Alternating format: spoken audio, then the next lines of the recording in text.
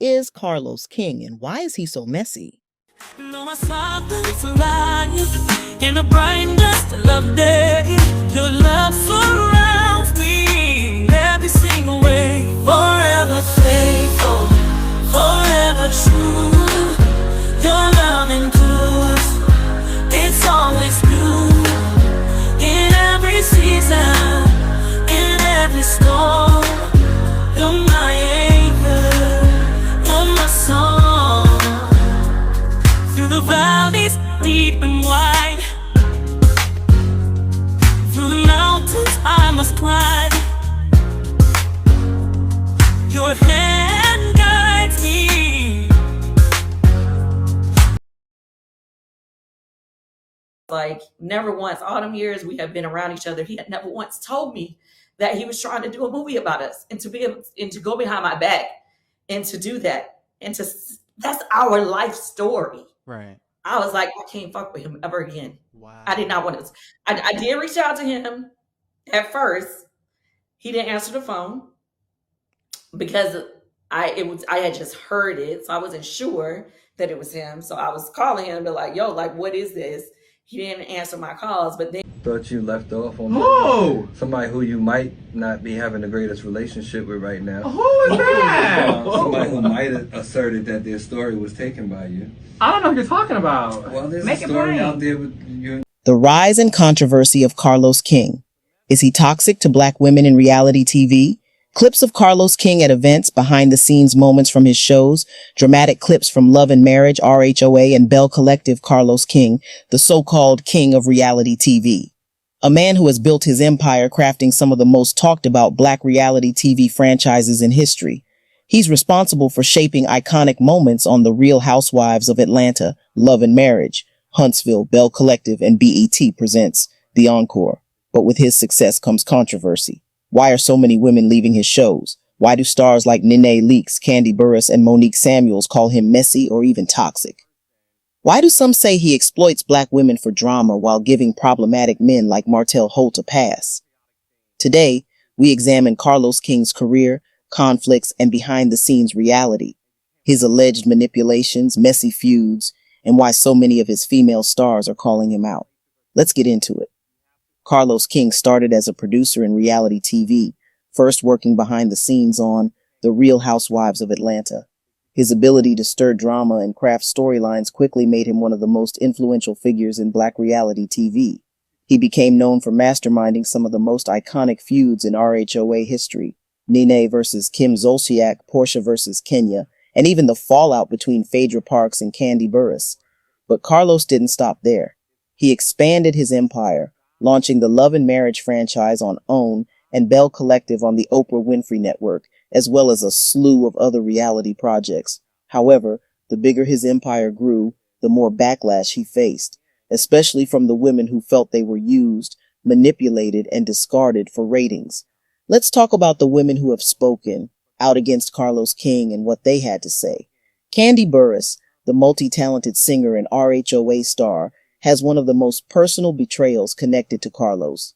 According to Kandi, Carlos secretly attempted to produce a biopic about Scape, her iconic R&B group, without informing her. Kandi called it a serious breach of trust, saying, Kandi's quote, "How are you going to tell my life story without even talking to me?" She went on to say Carlos was shady and someone she could never work with again. Nene Leakes, the undisputed queen of RHOA, has also taken shots at Carlos. She has accused him of encouraging drama behind the scenes and playing a role in dividing the cast. Nene has even hinted that Carlos was part of the reason she left the show, alleging that producers, including Carlos, did not have her best interests at heart. Monique Samuels was looking for a fresh start after leaving Real Housewives of Potomac, so she joined Love and Marriage DC. But after just one season, Monique abruptly left, citing her discomfort with how production was handling her personal life.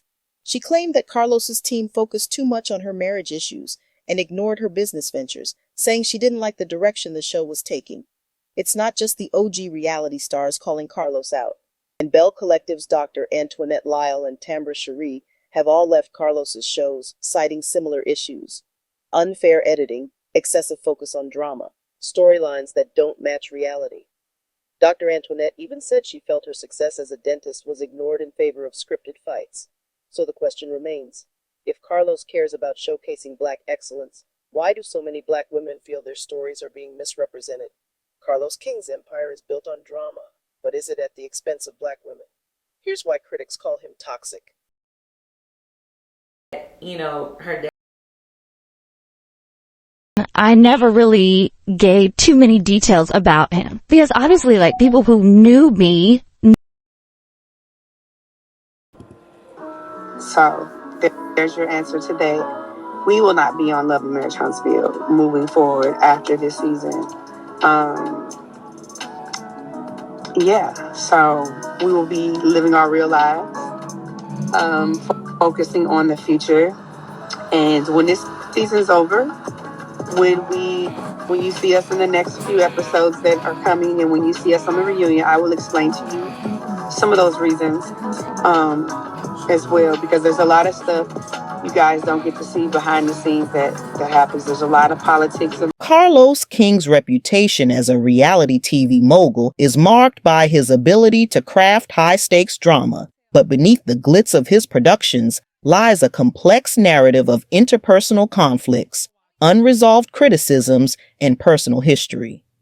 To fully understand why some consider him toxic, it's crucial to examine not only his professional track record, but also how his life experiences, particularly his relationship with his mother, may have shaped his approach to storytelling and relationships. Carlos King's background and upbringing. Carlos King was born and raised in Detroit, Michigan, in a large, tight-knit family. As the middle child among 9 siblings, Carlos has often spoken about how his upbringing in a predominantly Black, working-class community influenced his passion for storytelling. However, by his own admission, his relationship with his mother has been both foundational and fraught. Mother's influence. Carlos often credits his mother as his first introduction to drama and resilience.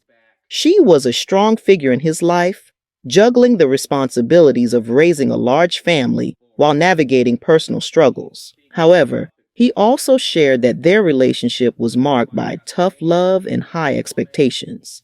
This dynamic could have instilled in Carlos a fascination with strong, complicated women, a recurring theme in his work. Emotional distance. Carlos has hinted in interviews that his mother's no-nonsense attitude left little room for emotional vulnerability. Some speculate that this upbringing may have influenced his tendency to focus on conflict and tension in his professional life, mirroring the interpersonal dynamics he observed at home. Why Carlos King is considered toxic in the industry. 1. Manipulative production tactics. Many cast members from Carlos's shows, particularly Black women, have accused him of manipulating them into confrontations for the sake of ratings. For example, during Love and Marriage Huntsville, Melody Sherry claimed that certain scenes were orchestrated to provoke reactions, which often left her feeling exploited. Carlos has been accused of fostering environments where cast members are pushed to their emotional limits, often leading to public breakdowns or permanent fractures in friendships. 2. Prioritizing drama over positive narratives. Critics argue that Carlos consistently sidelines uplifting storylines such as entrepreneurship and family success in favor of exploitation of personal pain. Kandi Burruss's fallout with Carlos King over his unauthorized attempt to produce an Escape biopic without her consent is a glaring example of the lengths he's willing to go for content. Kandi's accusation painted him as someone willing to exploit even close relationships for profit. Tamar Braxton's broader critique of reality TV producers, which many believe indirectly reference Carlos, accused him of turning Black women's pain into spectacle without regard for their emotional well-being. 5th, favoritism and unfair portrayals. Melody Sherry has repeatedly criticized Carlos for giving Martell Holt, her ex-husband, a platform despite his problematic behavior. Fans have pointed out that Carlos often gives preferential treatment to male cast members while portraying the women as overly emotional or combative. On BET Presents, The Encore, Carlos faced backlash for pitting the women against each other and failing to mediate when conflicts escalated. Carlos King's public persona and defensiveness. Carlos King often defends his work as a producer, emphasizing that reality TV thrives on conflict and that his shows reflect the complexity of real-life relationships. He's publicly stated that his goal is to create authentic entertainment and to give Black women a platform to share their stories. However, his defensiveness in interviews suggests an awareness of the criticism. While he often laughs off accusations of being messy, his refusal to acknowledge the deeper issues, such as the potential harm his narratives perpetuate, has only fueled the perception of toxicity. How his relationship with his mother may inform his work. Carlos's upbringing likely influenced his fascination with strong, complicated women. Growing up in a household led by a formidable mother figure, he witnessed firsthand how women navigate personal and familial conflicts. This perspective may explain why his shows often focus on Black women in positions of strength, but also embroil them in drama, projection of personal dynamics.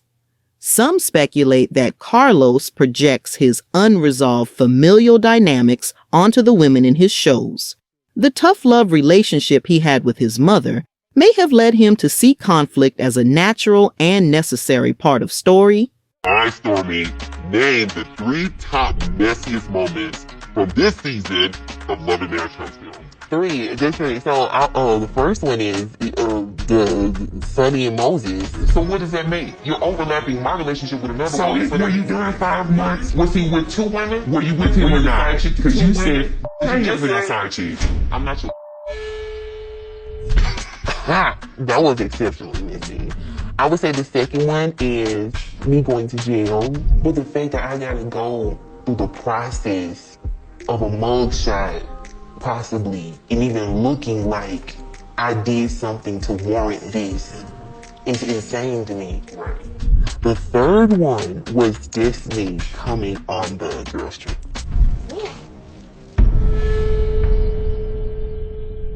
I'm looking at Destiny's face when she walks in the door because I feel like this dinner goes well, the rest of the trip will probably go well.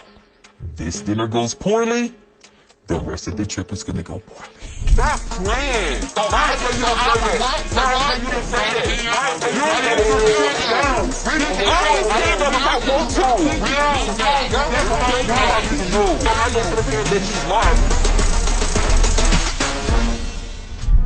that was really messy. Key points in the discussion. Conflict-driven storylines. Many of Carlos King's shows highlight interpersonal conflicts, often pitting Black women against one another. Critics argue that these portrayals can perpetuate stereotypes of Black women as combative and difficult, even though they may be reflecting real-life tensions. Exploitation or representation. Some argue that the raw emotions and disputes shown in King's productions give Black women a platform to express their truths. However, others feel that the heavy emphasis on drama overshadows positive narratives, reducing the women to caricatures for entertainment.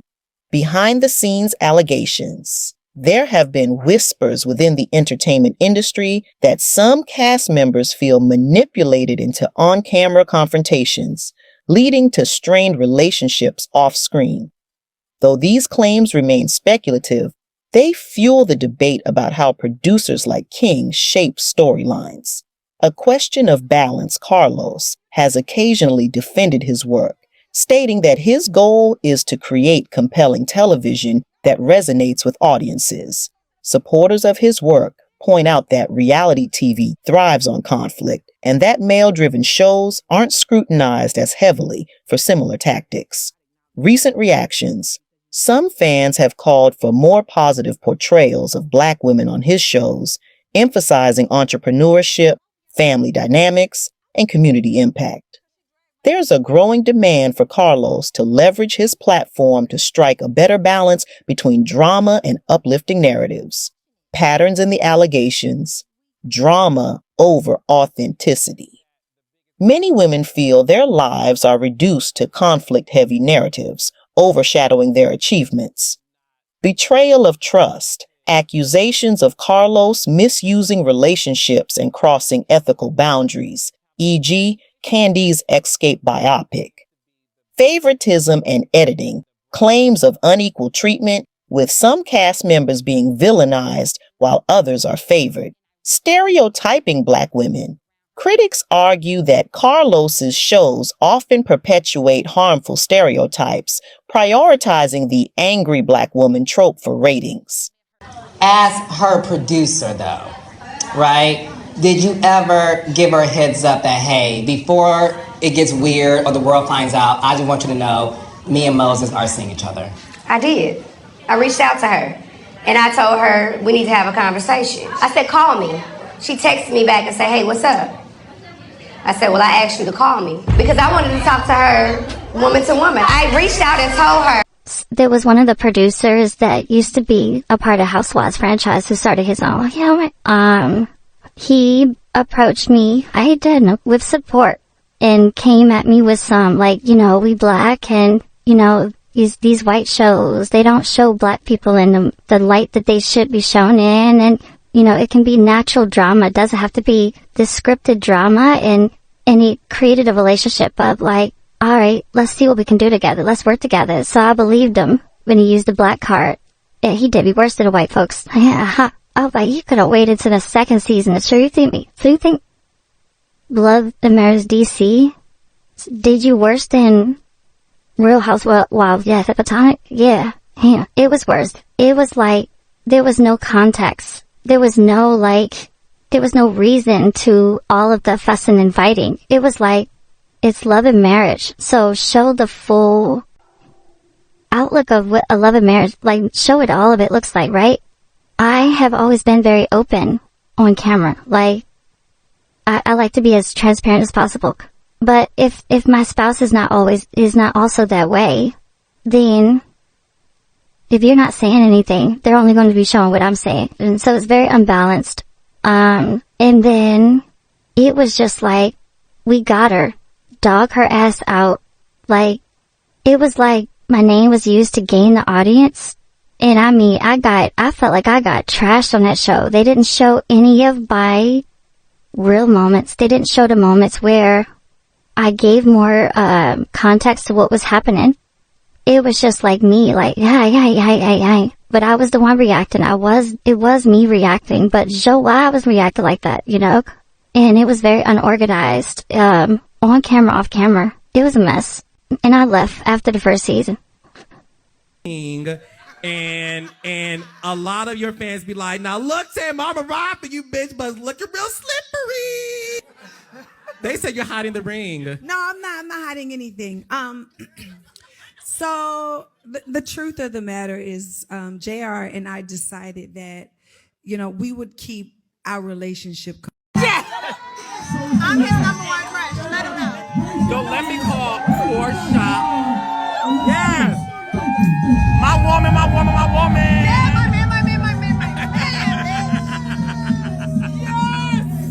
Yes. Carlos King, essentially taking your life story, and trying to sell it and make a movie out of it. What is like the update on that now? Where do you guys stand? Have you had a conversation? There is no update. He and I haven't talked about it at all.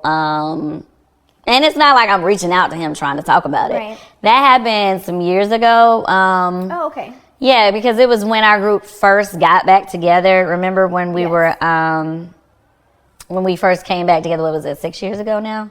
Now it's been like 6 years ago. 5, 6. When that was part of the reason that we ended up coming back together, because we found out somebody was doing our life story at some network. And then, we were calling each other like, yo, did you do this? Did you do this? And then when I found out. How did you find out? It was random. You guys were friends, right? Who? You and Carlos, or Todd I and thought Carlos? we was cool. Okay. Todd and Carlos used to be. I believe the show set off the way it did was because of your transparency. And what a lot of people don't realize is I had to beg Miss Thing to do the show.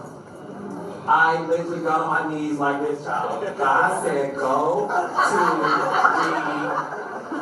closet. You're going to pray in your prayer closet.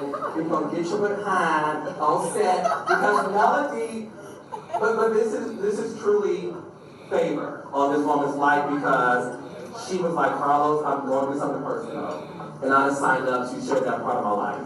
You know, I just don't want to give that. And she said, if this is meant to be, this will come around again. I said, well, honey, that ain't how it works, Charlie. I'm like, I said, that ain't how it works, honey. I talked to Oprah, she wants to show y'all, so I can go back to Oprah so we can make a show. So I said, Melody, I said, do me a favor, shoot the pilot. I said, shoot the pilot. And if the network doesn't greenlight the show, then it wasn't meant to be. I said, if it wasn't meant to be, I said, but you have to give it a try. We waited 5 years to do this show. So I said, if you trust me and believe with me, I will hold your hand throughout the process, and I have never let your hand go throughout the process. Okay, so I thank you for that. I want you to know that. But do you have any regrets considering your personal life has been on full display? I mean, full display since the show started. No regrets. You see all these women out here?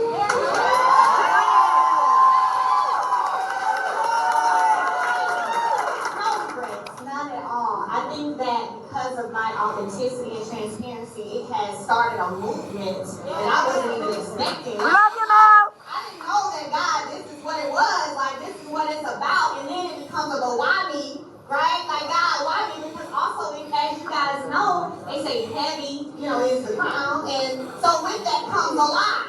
Whenever you choose to just simply say yes. I didn't know that a simple yes would bring so much negativity and turmoil and constant chaos and all of this, especially when you mind your own business, right? But I see the bigger picture in the movement of it all. So Carlos, we just had a 24-hour fast last night. And when I tell you that we shook the heavens and disrupted the spirit of the demons, let me tell you something. Did we not? Yes, we did. It's evident you can see that the disruption happened, can't you? And so, the fact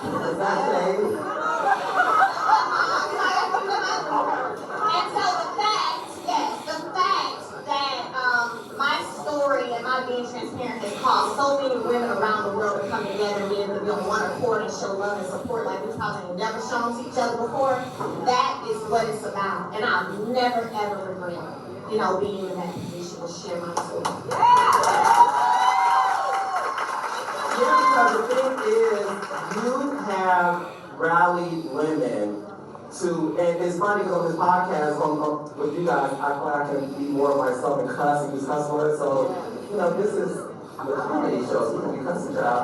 But I think the beauty of you really showed women to leave those no good ass and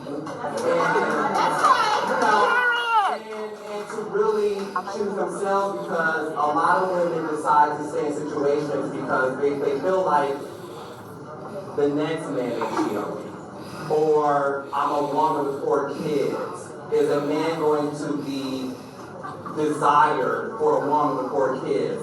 Did some of those go through your mind in terms of your decision making to leave a marriage that you felt no longer served you? So what's so interesting is that some of those things were said to me. I was told, you got 4 kids, ain't nobody gonna go on the street. I was told and for me, it became no, I'm making this decision for my kids. So it didn't matter if I got with another man or not, because a man doesn't define me. I've had